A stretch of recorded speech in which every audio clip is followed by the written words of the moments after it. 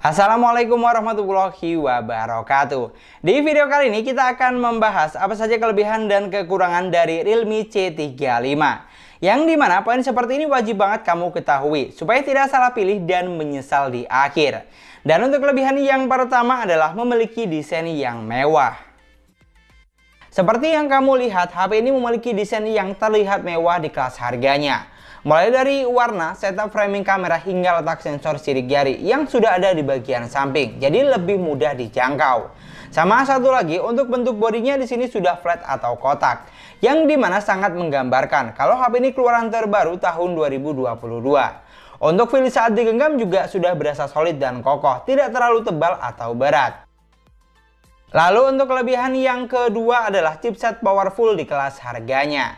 Realme C35 dibekali dengan chipset Uni SoC T616 octa-core 2,0 GHz yang berfabrikasi 12 nanometer dengan GPU support Mali G57 MP1. Mungkin banyak yang mengira kalau chipset Uni SoC kurang bagus karena jarang digunakan beberapa merek besar seperti Samsung atau Xiaomi.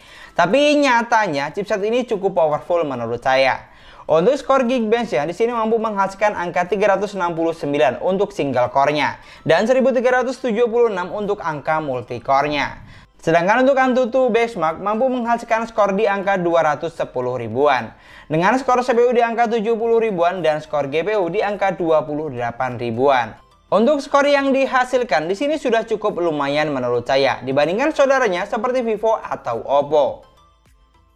Dan untuk kelebihan yang ketiga adalah performa yang lancar. Karena chipset yang powerful, otomatis performa yang dihasilkan juga lancar untuk digunakan berbagai kebutuhan.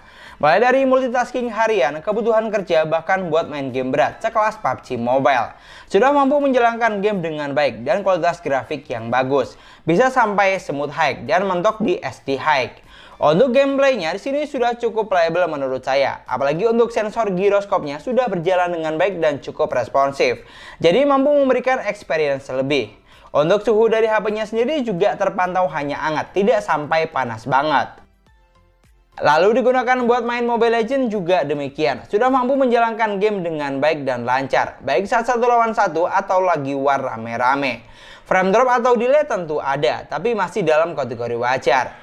Yang penting kuncinya jaringan harus bagus dan stabil saat digunakan untuk main game online seperti ini. Sedangkan untuk kelebihan yang keempat yaitu kamera besar 50 megapiksel. Buat kamu yang belum tahu, Realme C35 dibekali dengan 50 megapiksel kamera utama, 2 megapiksel kamera makro dan 2 megapiksel lensa black and white. Untuk kamera selfie-nya kita harus puas dengan resolusi sebesar 8 megapiksel. Di sini untuk kamera 50 megapikselnya sudah mampu menghasilkan foto yang bagus. Gambarnya terlihat tajam dan detail gambarnya juga dapat. Dengan saturasi warna yang cukup baik saat digunakan foto di indoor maupun outdoor. Untuk tingkat kecerahannya juga sudah sesuai, asal kita fotonya di kondisi cahaya yang cukup. Pokoknya untuk foto menggunakan kamera belakang, Realme C35 sudah bisa diandalkan menurut saya. Itulah tadi 4 kelebihan dari Realme C35 yang harus kamu ketahui sebelum membelinya. Sekarang kita akan bahas apa saja kekurangan yang dimiliki HP ini. Dan untuk kekurangan yang pertama adalah masih menggunakan konsep layar water drop screen. Jujur agak disayangkan memang, karena HP ini masih menggunakan konsep layar jadul water drop screen. Yang dimana bikin HP ini jadi terlihat sedikit kurang greget menurut saya, apalagi untuk kelas di atas 2 juta. Emang sih sebenarnya untuk poin ini tergantung selera masing-masing saja, karena ada yang suka tapi banyak juga yang tidak suka. Soalnya kalau kita ikuti tren, HP ini jadi terkesan kurang kekinian menurut saya. Padahal untuk look bagian belakang sudah keren banget, jadi bakal lebih cakep lagi kalau menggunakan konsep layar punch-hole display. Lalu untuk kekurangan yang kedua adalah UI minim kostumisasi. Realme C35 berjalan di Android 11 basis Realme UI Air Edition, di mana UI jenis ini sangat minim kostumisasi, berbeda dengan Realme UI versi reguler 2.0 atau 3.0. Karena terbukti ada beberapa aplikasi penting yang tidak ada di sini, seperti aplikasi tema, radio FM, galeri atau album diganti dengan Google Foto, dan pengolah file diganti dengan aplikasi file dari Google. Untuk fiturnya juga ada beberapa yang tidak ada, seperti screenshot 3 jari, split screen, game booster atau mode game, dan folder aman. Tapi untungnya buat kamu yang butuh fitur rekam layar dan screen mirroring di sini masih ada. Namun yang jelas UI jenis ini bakal kurang cocok buat kamu yang suka tipikal HP dengan banyak fitur. Dan untuk kekurangan yang ketiga adalah fitur kamera kurang lengkap.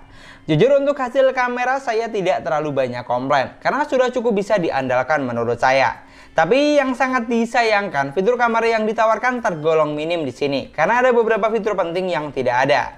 Seperti kamera depan tidak bisa foto bokeh atau foto potret. Untuk perekaman videonya belum dilengkapi dengan ultra stabil video dan video slow motion.